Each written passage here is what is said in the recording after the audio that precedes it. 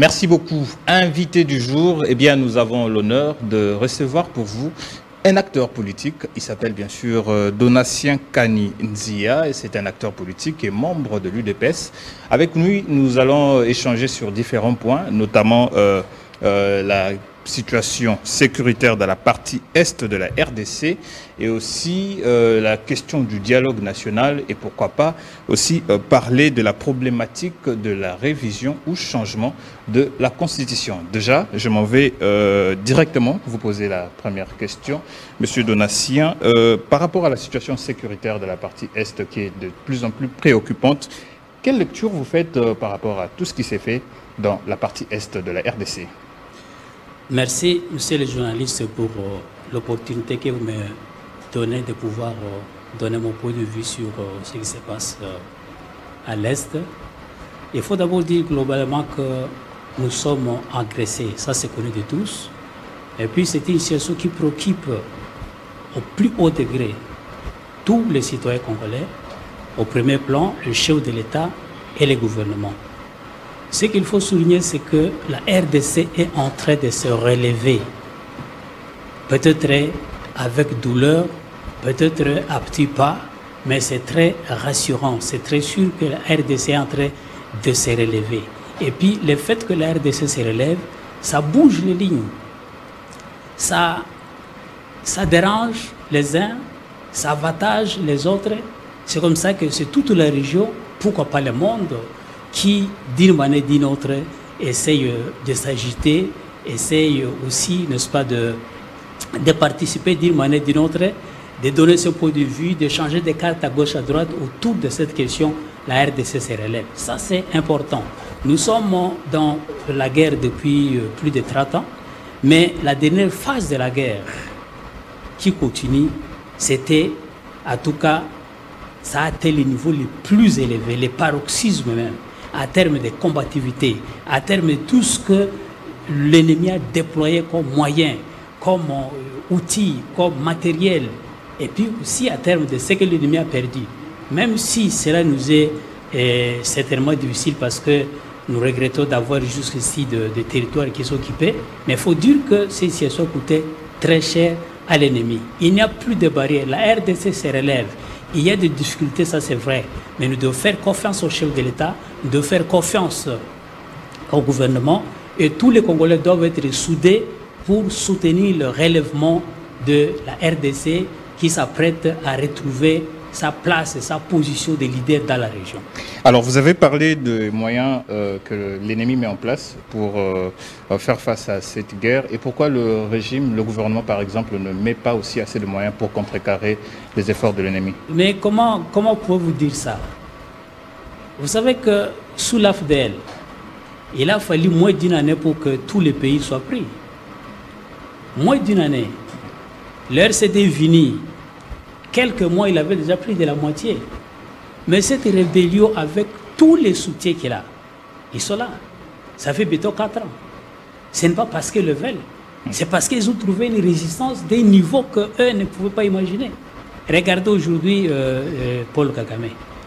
Paul Kagame a été découvert dans toutes ses facettes. Paul Kagame, je pense que de tout le temps qu'il est au pouvoir, c'est la toute première fois qu'il a été secoué comme il ne l'a jamais imaginé. À cause justement des efforts, à cause non seulement de la résistance, mais aussi à cause de l'engagement de Kinshasa, engagement de la RDC, le non catégorique que le chef de l'État dit. Beaucoup ne comprennent pas ça aujourd'hui. Hein. À la longue, les gens comprendront que nous sommes ici témoins d'une page de l'histoire que nous enseignerons à nos enfants. Qu'à un moment, cette guerre s'est butée une résistance opposée par le chef de l'État, Félix Antoine Tshisekedi, qui dit non à beaucoup de choses que l'ennemi voulait tripatouiller, et c'est là contre vase de marée. Alors, à côté de ça, nous avons à l'Est toujours la situation à Ituri. L'Ituri, il faut dire que la situation en Ituri, c'est que dès qu'on est, l'Ituri avance bien sur le plan des investissements. Le gouvernement de Kinshasa a beaucoup investi, il est en train d'investir dans beaucoup de projets qui se réalisent vraiment à la satisfaction de la population, comme aucun régime dans ce pays ne l'a fait. Aucun régime dans ce pays n'a investi comme le régime de Félix Tshisekedi est en train de le faire à Ituri. Maintenant, à Ituri, le problème qui reste, c'est les narratifs sécuritaires qui ne changent pas encore. On est toujours dans les tueries, dans les massacres, et ainsi de suite. Et pour ça, il y a plusieurs raisons. Plusieurs causes sont à la base de ça. Notamment au niveau local, dans les territoires en problème, il y a une culture sécuritaire, une culture qui ne favorise pas la paix. Quand les gens sont penchés toujours à vouloir s'entretuer, à vouloir régler des problèmes par des tueries, même si l'État fait des efforts, quand les gens veulent toujours faire du mal, ils peuvent y arriver toujours parce qu'il n'y aura jamais un policier derrière chaque citoyen, il n'y aura jamais un militaire derrière chaque citoyen. Vous comprenez ça? Quand les gens veulent faire du mal, ils peuvent se faire du mal. Il y a autre problème, sont ceux qui finalement s'apprennent à l'État, au signe de l'État, comme la rébellion CRP, qui s'apprend à l'État, qui s'apprend au FRDC, du tout pour chancer l'état de siège, sans se soucier justement des sorts de la population sur qui il a tué la guerre. Ça, c'est un problème. Et il y a aussi l'ambiguïté de l'Ouganda. L'Ouganda a une position ambiguë. Et il est important que cela soit souligné. Vous savez, d'abord, dans les opérations conjointes contre les ADF, l'Ouganda a commencé avec nos forces ces opérations en 2021. Savez-vous qu'avant 2021, les ADF, qui sont des rebelles, des terroristes ougandais, ils étaient contenus par nos forces FARDC juste dans un seul territoire, le territoire de Beni. Et c'est là au pied de Mont Rwenzori. Mais depuis l'avènement des opérations conjointes, les ADF couvrent 4 territoires. Ils sont à Beni, ils sont à Lubero, dans le Nord Kivu, ils sont à Mag et plutôt à Mambasa et Rumu, dans les territoires, dans la province de l'Ituri. C'est vraiment une ambiguïté. Voilà. Et puis autre chose qu'il faut souligner à ce Conseil l'Ouganda, c'est que vous voyez aujourd'hui toute la guerre qu'il y a à la littorale de Lac Albert, c'est la guerre provoquée, menée par un groupe armé qu'on appelle CRP, dirigé par Thomas Lubanga. Thomas Lubanga, il est en Ouganda. L'Ouganda s'est dit être allié à RDC. Mais est-ce que vous savez que la CRP de Thomas Lubanga a lancé officiellement ses opérations autour du 24-25 mars. Mais ça coïncide avec le déploiement des forces ougandaises sur notre territoire. D'accord. Les forces ougandaises étaient déployées au début du mois de mars. Nous n'allons pas nous éterniser là-dessus. Nous allons parler également de l'unité territoriale, puisque la situation sécuritaire dans la partie Est évoque également cette question en rapport avec l'unité territoriale. Est-ce que par rapport à cette question, on peut faire appel au dialogue national pour conserver cette unité territoriale? Les dialogues nationaux en politique, les dialogues ne manquent pas, ça c'est vrai. Mais pas les dialogues pour les dialogues. Nous devons tirer des leçons de notre propre histoire. On ne peut pas s'engager dans un dialogue juste pour la forme, non. Pas des dialogues pièges, pas des dialogues fourre-tout, pas des dialogues table rasa, pas des dialogues poison, non. On a besoin des dialogues qui apportent réellement solution. Et c'est là, ce n'est pas sous pression que ça peut se faire. Non. Quand vous dites sous pression, vous faites allusion à quoi? Est-ce que c'est l'opposition qui fait pression au gouvernement congolais d'organiser le dialogue? Tous ceux qui revendiquent les dialogues comme une exigence et sans quoi quelque chose de mal arriverait, ça c'est une pression. On a besoin de dialogue bien sûr, mais pas n'importe lequel, pas dans n'importe quelle condition. Il faut un dialogue qui nous permet de tirer les leçons de l'histoire, un dialogue qui nous fait avancer. Pas un dialogue qui étale le pays à l'infiltration qu'on sort, non. Alors, puisque vous dites qu'il faudrait un dialogue vraiment qui va permettre à ce que les pays puissent avancer, avec qui il faut dialoguer pour parvenir à mettre en place les mécanismes qu'il faut pour maintenir notre État? Cette question, ce n'est pas moi de répondre tout de suite, parce que quand il y aura du dialogue, en principe, les dialogues, c'est entre les Congolais. Ce sont les Congolais qui doivent se mettre entre eux pour réfléchir sur leur pays. quand le moment sera venu, quand les conditions seront réunies. Pour le moment, je pense que la préoccupation n'est pas encore ça. Et ceux qui occupent la partie Est sont aussi congolais, ils peuvent prendre aussi part au dialogue? Non? Ou... Je n'ai pas... Donc, ceux qui occupent la partie Est, de qui est-ce que vous parlez? On sait que quand on parle de 1v3, ce n'est rien d'autre que le Rwanda.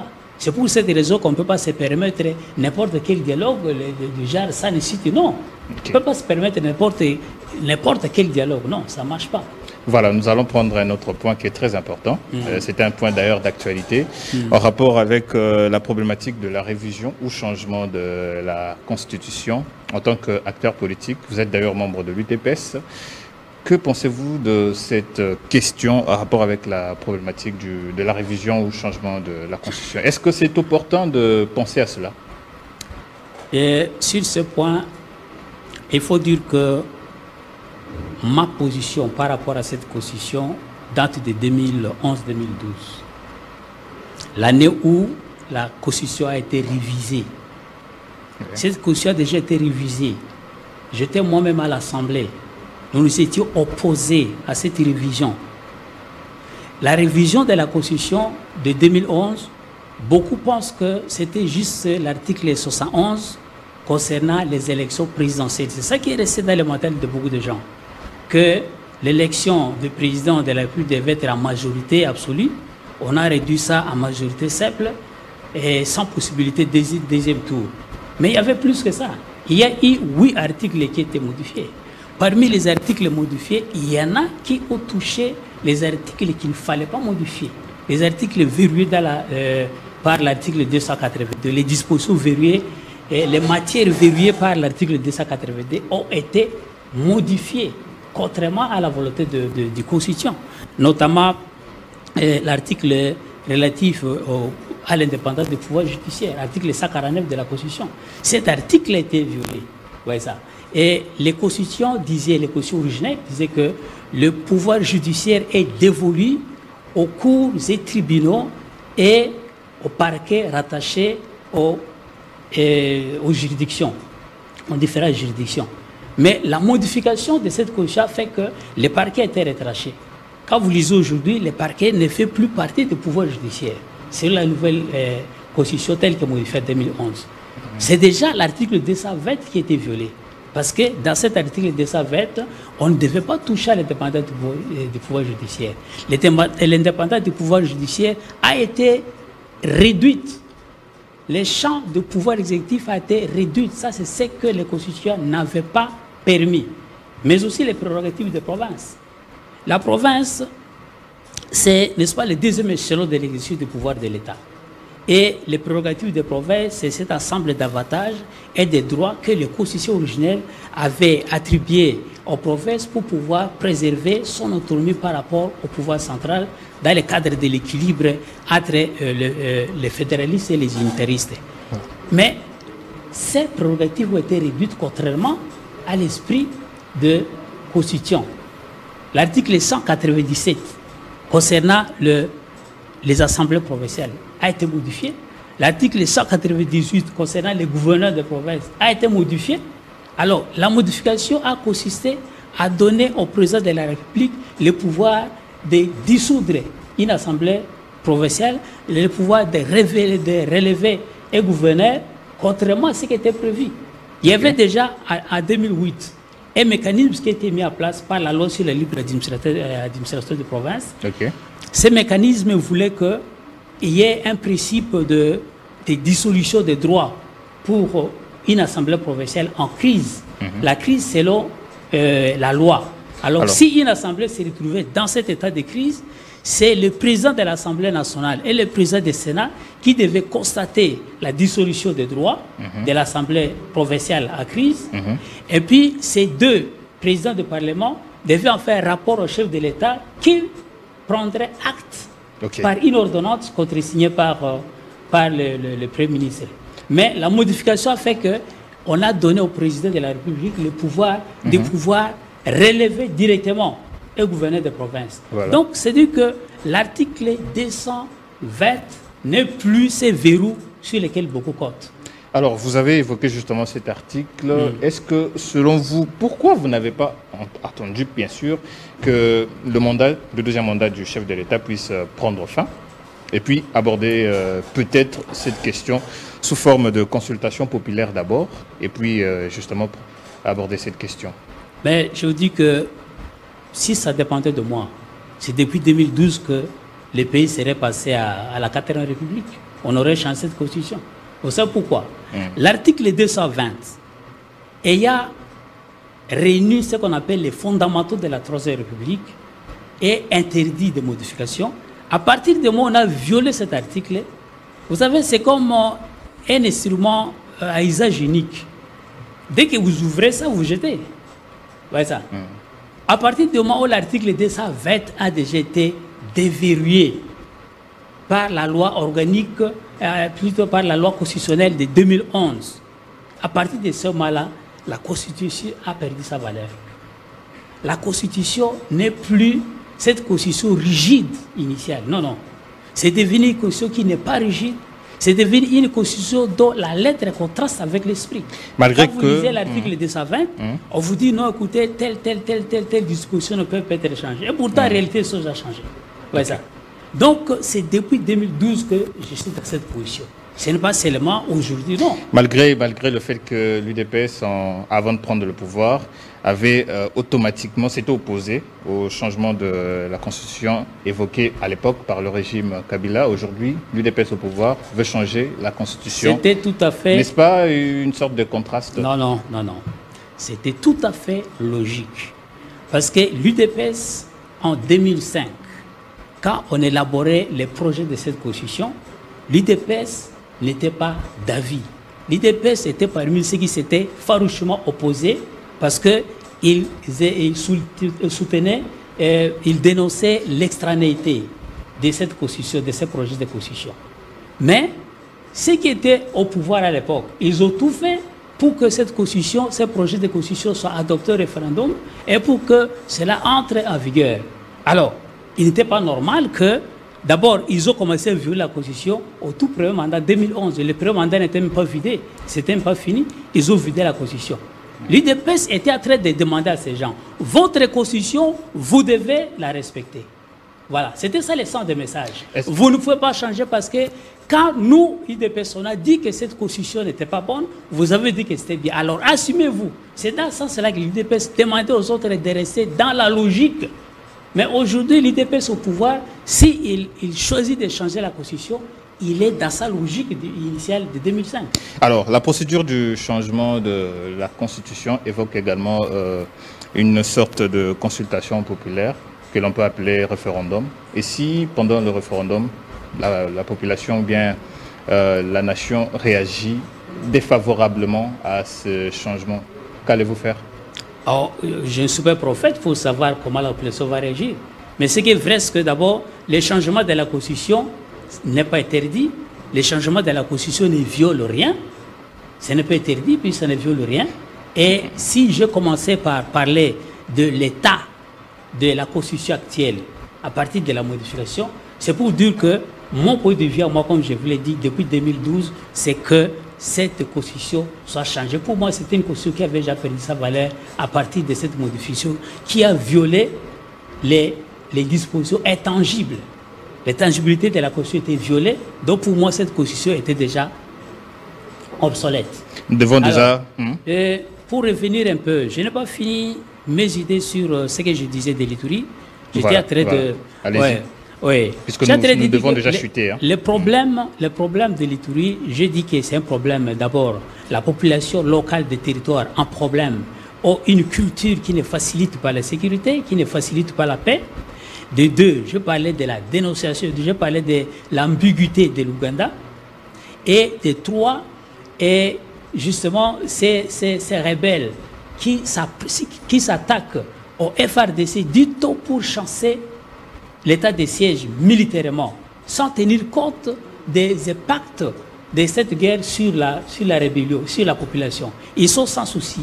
Mais aussi, l'état de siège lui-même. L'état de siège lui-même, on apprécie l'état de siège, on vous a dit ici, il y a, financé par Kinshasa bien sûr, beaucoup de projets qui se réalisent sous la supervision des autorités provinciales de l'état de siège. Mais ce qu'il faut au niveau de l'état de siège aujourd'hui, c'est qu'à part les opérations militaires que nous soutenons, que nous encourageons, premièrement, il faut que ces opérations militaires visent tous les groupes armés. Il y a les groupes armés Codeco qui opèrent presque en électro libre. Prière déjà de chuter. Hein. Et là, ce n'est pas normal. Il faut qu'on frappe tous les groupes armés qui créent des problèmes à la population et sans distinction. Ça, c'est de 1. De 2, ce qui manque à l'état de siège aujourd'hui, c'est un programme cohérent, un programme structuré qui prenne en compte toutes les dimensions des problèmes de la sécurité, un problème de pacification qui puisse soutenir, n'est-ce pas, dans le cadre d'une gouvernance participative, inclusive et apporter une gestion conséquente de l'Itourie. Merci beaucoup. C'est ce qui manque. Merci beaucoup en tout cas d'être passé, mais je veux vous accorder quelques secondes seulement quelques secondes pour essayer de parler dans l'ensemble qu'est-ce que la population peut retenir de votre passage sur ce plateau. Oui, je suis venu ici pour donner une lecture sur les différentes questions d'actualité. Et je voulais profiter de ces quelques minutes pour demander à Kinshasa, dans le cadre de la diplomatie, de travailler avec l'Ouganda, de façon que la diplomatie entre l'Ouganda et nous soit une diplomatie qui soit réellement bénéfique pour tout le monde, si l'Ouganda est réellement notre allié. De 2, nous demandons à la population, de ne pas céder à tous ceux qui viennent avec des idées qui sont contraires à la paix. Je demande à la population de l'Itourie de faire le choix de la paix. La paix doit être un choix. Nous demandons à toute la population de soutenir le gouvernement, de soutenir le chef de l'État. Merci beaucoup. Je vous rappelle que nous avons reçu sur ce plateau M. Donatien Kani Nzia, qui est acteur politique et en même temps membre de l'UDPS. Nous avons évoqué avec lui plusieurs questions d'actualité, notamment sur la situation préoccupante dans la partie Est, également sur la problématique de la révision ou changement de la Constitution et aussi des possibilités du dialogue national. Merci d'être passé et à vous, nous vous remercions également de votre fidélité. Nous vous fixons rendez-vous prochainement. Merci.